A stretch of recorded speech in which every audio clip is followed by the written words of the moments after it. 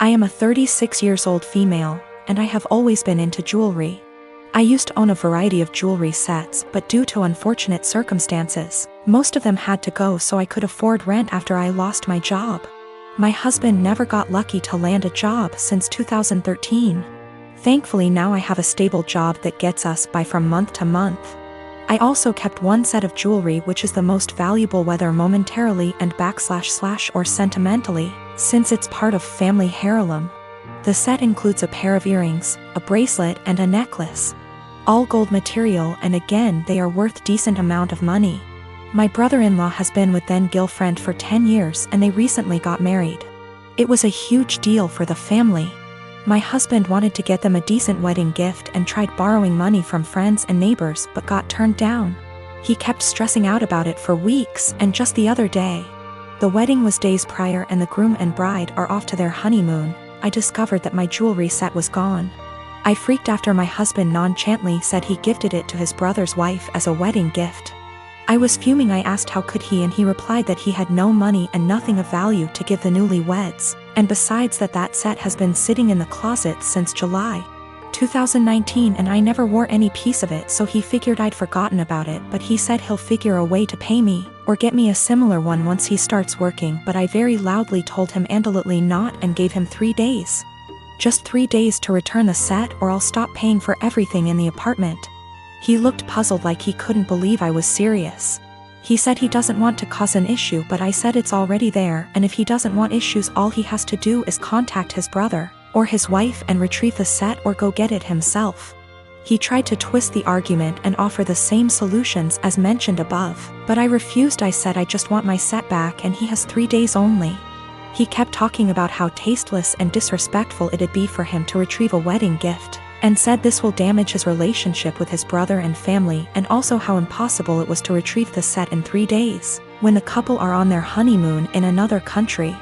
He said I was financially abusing him by threatening to stop paying for anything knowing I'm the breadwinner. Also, he refused to give me their new contact info to retrieve the set myself.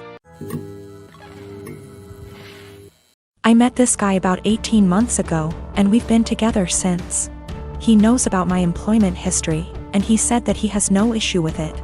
Though he did ask me to tell his family the white lie I occasionally use on my CV and stuff, which is that I was a waitress.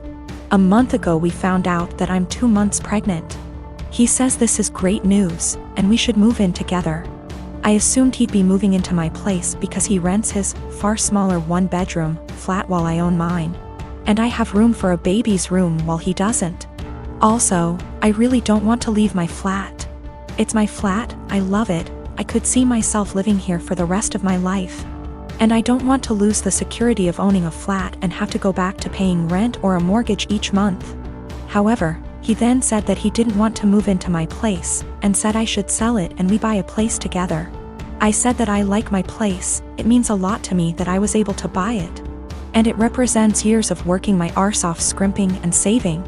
He then said that he understands all of that, but we should be living together by the time the baby comes, and he didn't want to live in my flat. I asked him why not. It's a great flat, it's central to everything, it's spacious, it's got room for all his stuff. There's a daycare in the building, run / owned by another tenant, and a school 5-minute walk away, the list goes on. And he said that he didn't want to live in a flat that was bought with stripper money. That really pissed me off, and I told him no. Why am I selling my flat, and that he never had an issue with my stripper money paying for this flat before now. I said I wasn't giving up the security of owning a home for someone who tries to make me feel ashamed about something I don't feel ashamed of. He said that his point is if I sold the flat then we could get a new place with the money from the sale. I said, wouldn't that still be stripper money? And he said that's different, and I asked how. He then said he was going back to his place because I can't talk to you when you're in this state.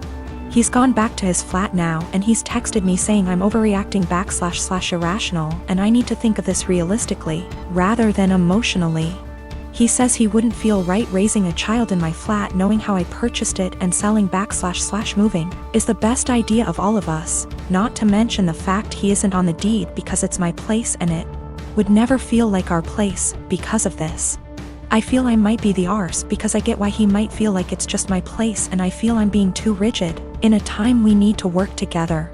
Plus I spoke to my sister and she sided with him, so 2 out of 3 people think I'm in the wrong here. I dumped him.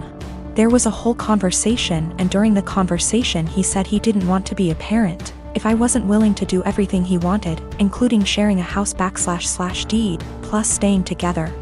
Also, at the start of the conversation I said what a few people suggested, which was that I'd be willing to sell and split the house with him, provided he paid 50%, and he got very, very angry. Very, very quickly. He also said a few other things, how it's all going to pan out just yet, but it looks like I'm going to be a single mother. I am 20 years old. I moved out on my 18th birthday and never looked back. I mostly moved out due to how strict my parents were. When I say strict, I don't mean something like home by 10 p.m. I mean, I wasn't allowed to have friends older than me, even by a few months. I wasn't allowed any guy friends. If I had a project to work on at school and got partnered with a guy, my mom would tell my teachers to make me do it alone. I was only allowed on my phone if someone, mom or dad, was there to monitor what I was doing. Weekdays my bedtime was 9 p.m. and weekends 9:30 p.m.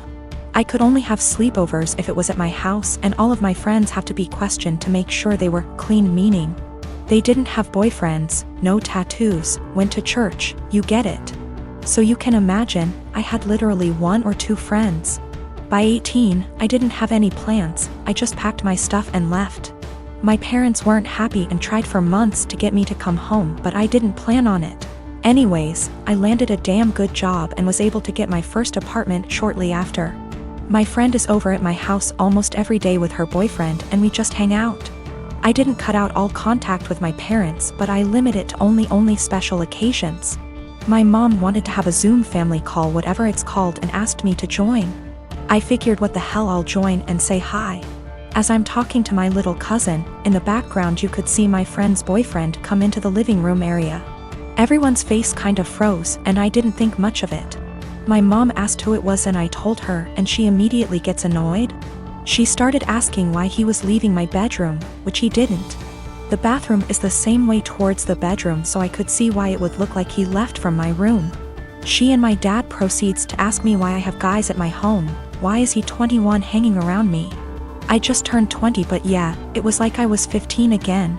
My mom then insists I have him leave. At this point my friend and her boyfriend hears this and goes like WTF? I didn't know what else to do but laugh. I said, "Are you out of your mind?" and laughed some more. I realized they were serious and said my goodbyes and hung up. Later I started getting messages that my parents are upset I laughed at them and my family says it's in my best interest to apologize, because I was being an asshole for laughing. I laughed at them then hung up, so I thought it was rudish, especially after being told I was by my aunt as well. I'd feel terrible if I did such a thing, but someone did point out they'll never change their ways, so I think I might have to. You know, I've got no idea how to set boundaries, but I'm sure there's a few articles that can help me with that. I found out from my little cousin that my mom has been asking where I live, so now I'm kind of scared for that. Though not many know my address. If she asked the right people she might find out, I hope not.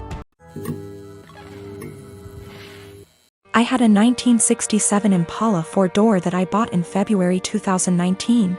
A couple months ago I bought my first house that had a 2.5 car garage. I moved the car in and started tearing it down for a complete restoration. I had the body in one bay and the chassis in another, plus the whole garage filled with parts. About 2 months ago my girlfriend came to live with me during this whole crisis and the whole time has hated that car. She wants to park in the garage, but I have 2 acres of land with a lot of nice places to park under shady trees, or hell, even in the barn if it has to be inside. I tell her tough luck, it's my house and it's not like I can just throw it back together real quick. Anyways, I was out of town for a couple days on a business trip for the small local company I work for. When I got back, my girlfriend was all smiles. Making me food all the time, doing all the chores, all that. I thought maybe she just was happy to have me home, but then I realized that I didn't see her car in its usual spot. I asked her where she parked so I could make sure I mow that area and keep it clean, and she said not to worry because she parked in the garage. I asked how and she told me to go check it out. Turns out that while I was gone she hired some people to come over and move everything related to that car, including the drivetrain, body, and chassis in all parts, and take it to the local dump / scrapyard. I was absolutely dumbfounded.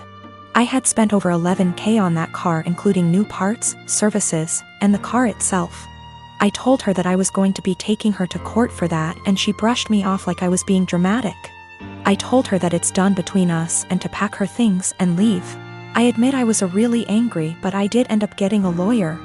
And as I have all the receipts for all that money spent, and I have her on my house's security cam footage letting the guys in and watching them take it all, I think I can win. Her family and friends are absolutely blowing me up, saying it's just a stupid old piece of junk, and that she cannot pay back all that money I spent, and that I should just let it go.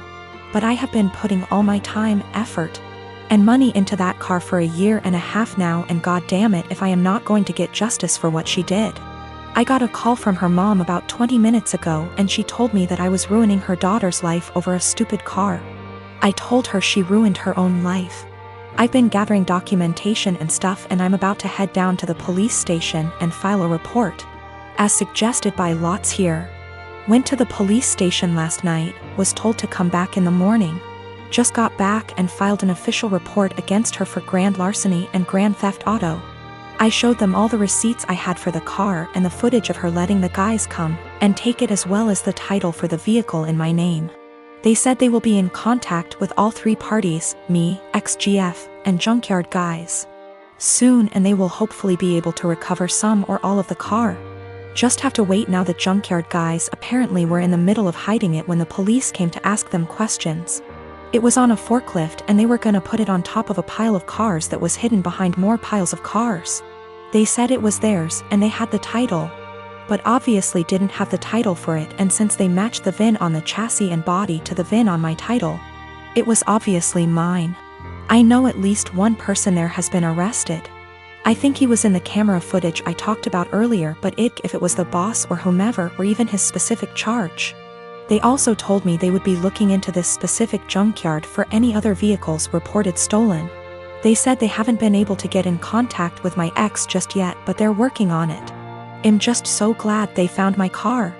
Luckily, I made quite an album of pictures detailing me tearing down the car, and so I can use that to prove what parts they had were mine, so I can hopefully get most or all of it back. Police haven't let me take it back home yet, as they say it is evidence or something, so hopefully I can get it back eventually. Thank you all so much for the support and advice.